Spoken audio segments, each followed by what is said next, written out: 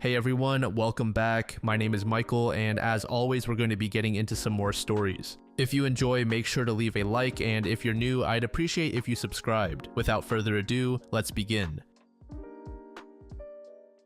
This story was posted by a user named Purple Fur Socks in the Off My Chest subreddit. The post is titled, "I've been lying to my family for 25 years. I guess it's time for me to come clean, not because I feel too bad about what I've been doing, but because it's possible my eldest son is onto me. I have 3 kids and a wonderful wife. For more than 25 years, our family has loved doing puzzles together. Since we started, I've done something that may seem unsavory to people who don't understand the joy of placing that final piece. To make sure it's always me, whenever we start a new puzzle, I take one of the pieces and hide it in a green sock at the bottom of my dresser. When we get to the very end, we've once again lost a piece. We all search frantically until I'm the hero who finds it. Well, this past Sunday, we finished another puzzle, only this time there were 2 pieces missing. We began searching. It may be my imagination, but my eldest son gave me a look. It was a half smirk. I think he's onto me. Derek, if you're reading this, I have more patience than you do. I'll hold my peace forever if I need to. Find yours first and let's end this madness."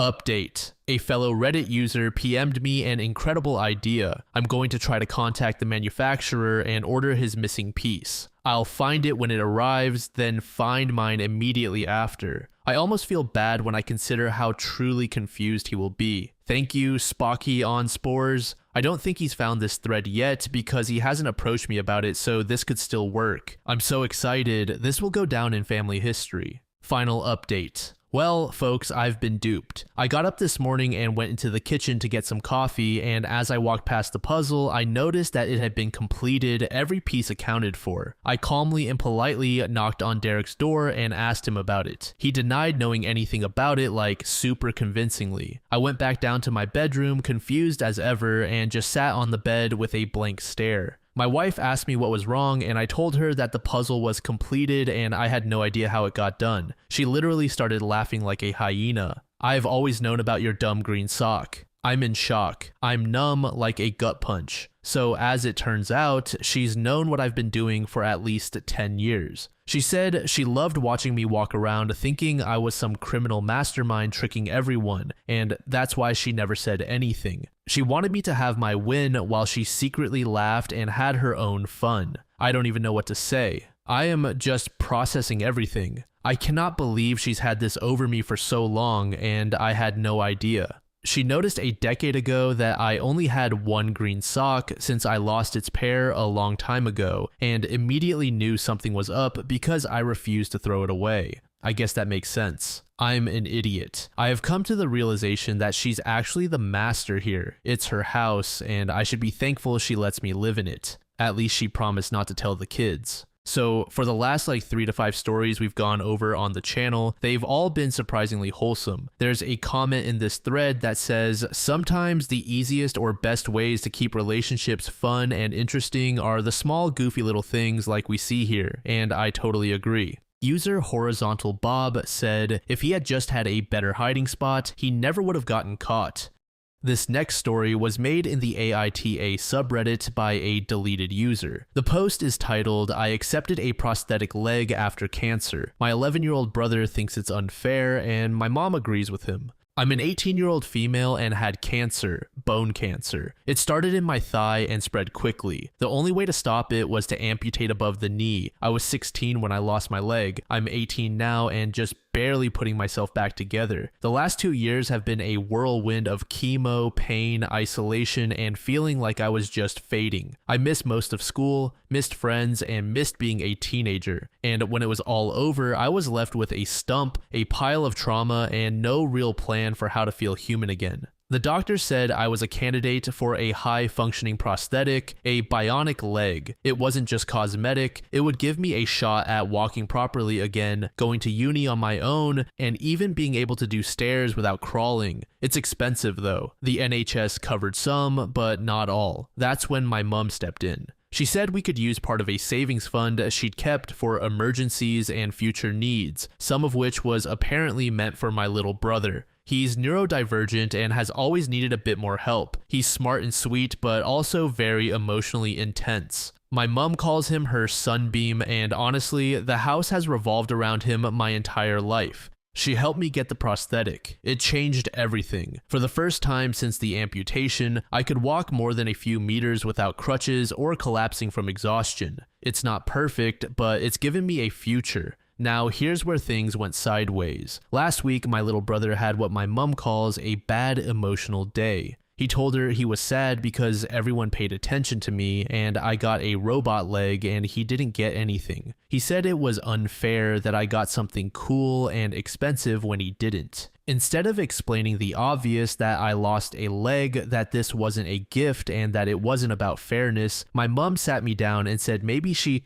shouldn't have spent so much on me without thinking about how it might affect him emotionally. I didn't know what to say. She said she regrets not waiting until he was old enough to understand, that he's very sensitive, and that I need to try to see it from his side. And now I feel like the villain for surviving, for walking again, for not being smaller, quieter, or easier to ignore. I didn't ask for any of this. I didn't ask to lose my leg. I didn't ask for her money. I didn't ask to be born into a family where even surviving cancer somehow feels like a competition I was supposed to lose. So am I the jerk for accepting a bionic leg, knowing it came from a fund my mom also set aside for my younger brother, and knowing he's hurt by it? Because right now I feel like I'm being punished for not dying. Update. Yesterday, I came home from work. I do a few shifts a week at a local cafe to save for uni. I had my prosthetic charging in my room on its dock like I always do. It's super delicate while charging because the joints are exposed and the internal circuits are vulnerable. I found my brother in my room. He had unplugged the charger. He was trying to make it move manually, bending the knee joint and yanking the ankle around to see if it would walk on its own. I yelled at him to stop, but it was too late. The main knee motor made this awful grinding sound, and then the whole leg sagged like a broken doll. He dropped it and ran downstairs crying. I just stood there holding the pieces. The leg is dead, totally dead. Those things aren't built for rough handling. They're expensive, sensitive, and custom built to match my body. It's not something you can fix at a random shop. It has to go back to the manufacturer. Repairs cost thousands. Even assuming it's repairable, it'll take months. I went to my mom absolutely shattered, thinking that at least this she'd take seriously. She cried, hugged my brother, and said, "He didn't mean it, he's just curious." Then she told me, "You need to be more understanding. He's only 11. It's not like he knew how important it was." I honestly don't remember much after that. I just felt myself shutting down. No apology, no promise to help fix it, no acknowledgement that without that leg, I can't walk more than a few meters without pain.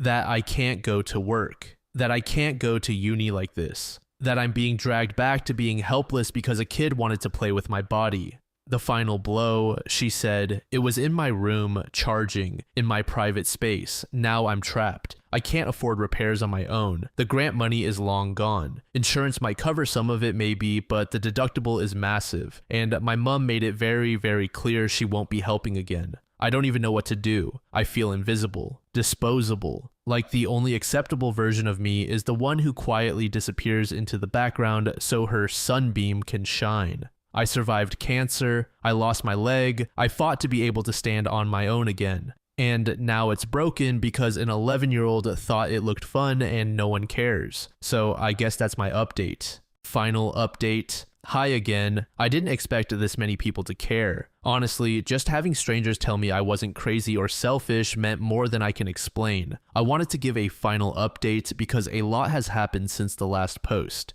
After my brother broke my prosthetic and my mom basically blamed me for it, something inside me cracked. It wasn't anger, not really. It was this cold, heavy finality, like realizing a door had closed and no matter how much I knocked, nobody was going to open it. I stayed in the house for a few more days. It was unbearable. Every time I saw my mom and brother, it was like nothing had happened. Like my life hadn't just been shattered again. No offer to fix the leg, no plan to replace it. Just silence. Awkward family dinners. My brother bragging about how he figured out how the robot leg worked, like it was some science project. So I made a decision. I called my dad. He and my mom are divorced. I've always been closer to him, but I didn't want to burden him before. I told him everything. He was furious. He showed up the next morning with his truck and said, "Pack what you need. You're coming with me." It wasn't a dramatic screaming match. I didn't even cry. I packed a duffel bag, grabbed my schoolwork, my clothes, and what was left of my dead prosthetic. I left behind photos, decorations, and anything that felt too tangled up with who I used to be before cancer, before everything. When I walked out, my mom barely looked at me. My brother cried and said, "Don't be mad at me." My mom said, "She'll come back when she calms down." She still doesn't get it. I'm not coming back. I'm living with my dad now. His house is smaller, but it's quiet, peaceful, and safe. I can charge my broken prosthetic without fear. I can walk or limp around without being afraid someone will sabotage me again. He's already helping me contact the prosthetic company to ask about repairs or a replacement. He said he'll co-sign a loan if insurance won't cover enough. He told me, "You didn't survive all this just to end up crawling again." I have a lot of healing to do emotionally too, but for the first time in 2 years, I can breathe.